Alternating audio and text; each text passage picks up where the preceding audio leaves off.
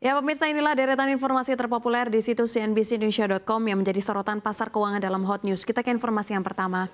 Israel menyatakan pihaknya telah mengirimkan bantuan melalui udara ke jalur Gaza usai menghadapi kecaman internasional atas krisis kelaparan yang semakin dalam di wilayah Palestina.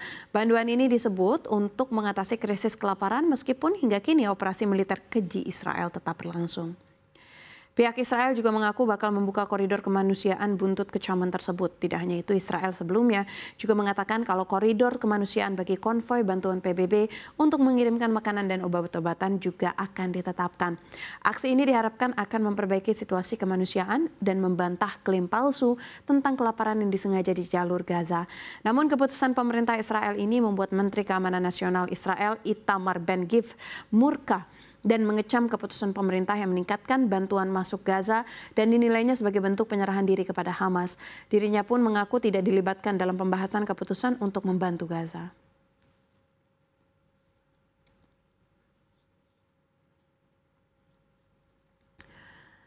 Kita beralih ke informasi berikutnya pemirsa. Boeing 737 MAX 8 mengalami insiden terbakar di bandara.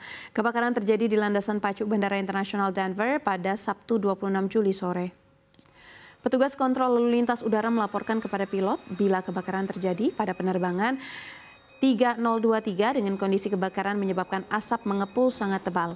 Seluruh 173 penumpang dan 6 awak berhasil dievakuasi dengan selamat dan para penumpang terlihat keluar dari pesawat melalui pintu darurat di bagian depan pesawat. Sementara api melahap roda pendaratan di bagian belakang. Satu penumpang dibawa ke rumah sakit dengan luka ringan. Dalam sebuah pernyataan kepada Daily Beast, juru bicara American Airlines mengatakan pesawat Boeing 737 MAX 8 mengalami insiden mekanis yang melibatkan ban pesawat saat hendak lepas landas sekitar pukul 14.45 waktu setempat. Pesawat tersebut sedang menuju Bandara Internasional Miami ketika kerusakan terjadi. Departemen Pemadam Kebakaran Denver mengatakan mereka telah memadamkan api kecil di landasan pacu melalui unggahan media sosial pada pukul 17.10 waktu setempat. Adapun Administrasi Penerbangan Federal atau FAA mengatakan dalam sebuah pernyataan mereka akan menyelidiki penyebabnya.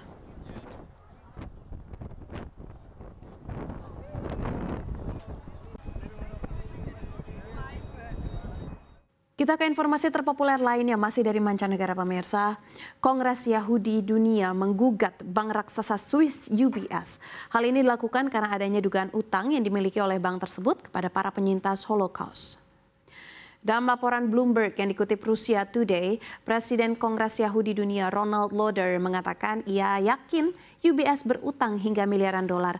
Ini merupakan gugatan keduanya setelah menjadi tokoh kunci di balik penyelesaian senilai 1,25 miliar dolar AS setara dengan triliunan rupiah dengan bank-bank Swiss pada tahun 1998. Pada tahun 2020, Simon Wiesenthal Center, yaitu sebuah organisasi hak asasi manusia Yahudi, menuduh Credit Suisse gagal mengungkapkan rekening yang terkait dengan klien Nazi. Sebagai tanggapan, bank tersebut menugaskan penyelidikan internal. Setelah UBS mengakuisisi Credit Suisse pada tahun 2023, UBS menunjuk kembali Ombudsman Independen Neil Barofsky, mantan jaksa penuntut AS, untuk memimpin peninjauan yang lebih ekstensif. Laporan akhir diperkirakan akan selesai pada awal tahun depan. Penyelidikan tersebut telah mengungkap kejanggalan penyelidikan awal. Barofsky mengungkap ratusan rekening, beberapa ditandai dengan label internal seperti daftar hitam Amerika yang menunjukkan penyembunyian yang disengaja selama penyelidikan sebelumnya. Lauder mengungkap angka-angkanya mengejutkan. Dirinya mengklaim jika seorang Yahudi mungkin telah menyetor 100.000 dolar AS dan para Nazi ini menyetor 10 juta hingga 20 juta dolar AS atau setara dengan itu. Dirinya menuduh uang tersebut kemungkinan besar dijarah dari para korban Holocaust. Lauder berpendapat bahwa UBS sekarang mungkin perlu membayar miliaran lagi sebagai restitusi. Hal ini bertentangan dengan perjanjian tahun 1998 yang menyatakan akan melindungi bank-bank dari kewajiban keuangan di masa mendatang.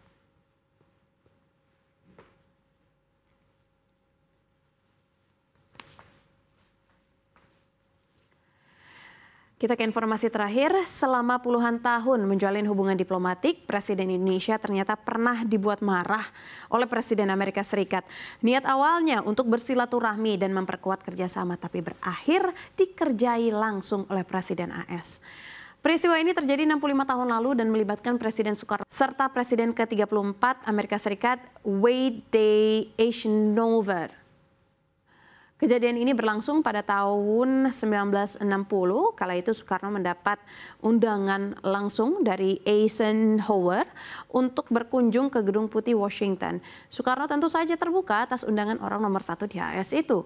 Bagi Soekarno, Indonesia merasa perlu silaturahmi dan menjalin kerjasama dengan Paman Sam. Apalagi setelah 20 tahun merdeka, jasa AS terhadap Indonesia terbilang banyak. Mulai dari memenangi Perang Dunia Kedua yang membuat Indonesia bisa merdeka hingga turun tangan menyelesaikan sengketa dengan Belanda. Atas dasar ini pada Juni 1960, Soekarno dan rombongan berangkat ke AS. Namun begitu mendarat di bandara, Soekarno langsung dibuat heran. Dalam autobiografi berjudul Bung Karno, Penyambung Lidah Rakyat Indonesia yang rilis pada 1965, proklamator itu ternyata tak disambut oleh Eisenhower di bandara. Tapi setelah beberapa jam, sang presiden AS tak kunjung muncul dan Soekarno pun meluapkan amarahnya. Kepala protokol kenegaraan AS langsung panik dan buru-buru melapor ke atasannya. Tak lama kemudian Eisenhower pun datang. Seakan-akan keterlambatan itu memang disengaja dan di luar kebiasaan penyambutan tamu negara. Pertemuan seketika berlangsung dingin di mana Eisenhower menyelami Soekarno dan rombongan tapi tanpa sepatah kata permintaan maaf. Pertemuan ini pun berakhir tanpa hasil apapun. Ternyata penyebab perlakuan dingin terletak pada kehadiran Ketua Partai Komunis Indonesia Dipa Nusantara Aidit dalam rombongan Soekarno. Mengingat latar belakang ideologinya, Eisenhower menganggap kehadiran Aidit sebagai penghinaan. Kehadiran Aidit menjadi orang komunis pertama di dunia yang secara resmi menginjakan kaki di Gedung Putih. Itulah sebabnya dia membalas dengan mengerjai Soekarno.